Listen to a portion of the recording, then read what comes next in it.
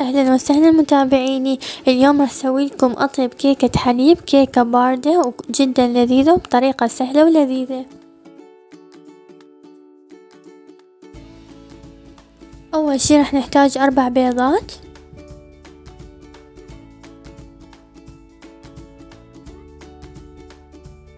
وبعدها نضيف ملعقة كبيرة خل ابيض وملعقة صغيرة من الفانيلا ونص كوب الى 3/4 كوب سكر حسب الرغبة،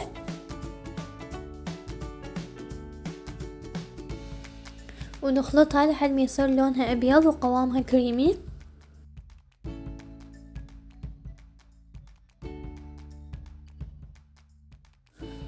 وبعدها نضيف عليها كوب ونص من الطحين، ضروري يكون مدخول،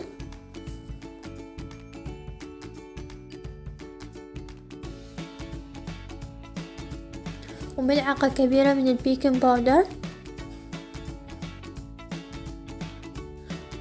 وبعدها نخلطها خلطة سريعة مو كلش هواي بس لحد ما يذوب الطحين.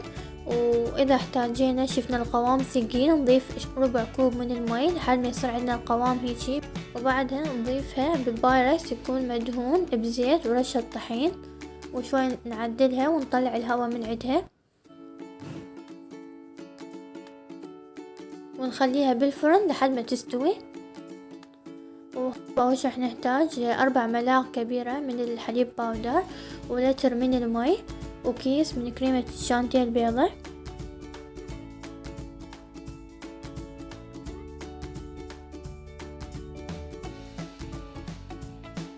وبعدها نخلطها كل زين لحد ما تروح كل التكتلات.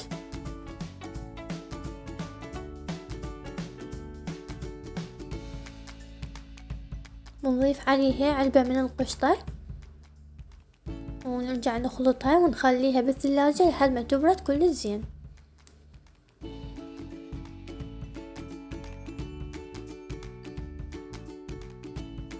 اما الكيكة بس مجرد لونها يبدي يتغير من فوق نطلعها من الفرن ونخليها تبرد تماما.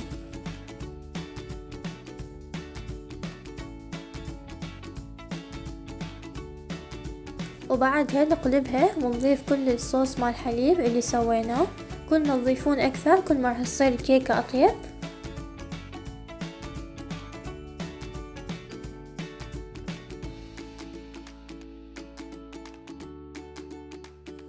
وبعدها نضيف فوقها طبقة من الكريمة البيضة ونعدلها،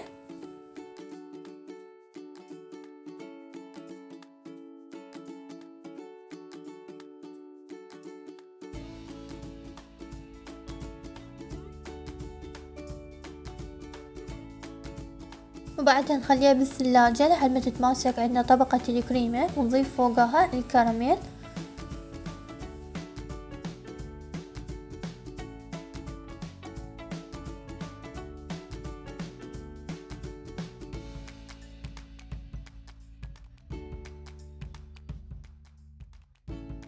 وبعدها نضيف على الحوافي شوية حليب،